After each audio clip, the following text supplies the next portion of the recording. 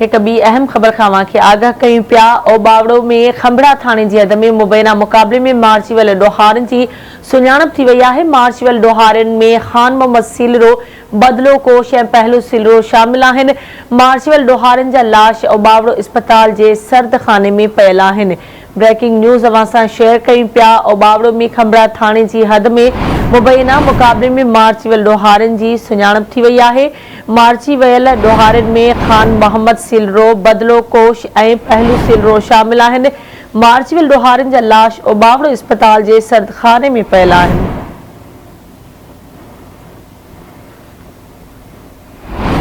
तफ़सील मालूम कंदासीं आवाज़ जे रिपोर्टर मुज़फ़र चारण खां। जी मुज़फ़र, कहिड़ा तफ़सील हिन हवाले सां आगाह कजो।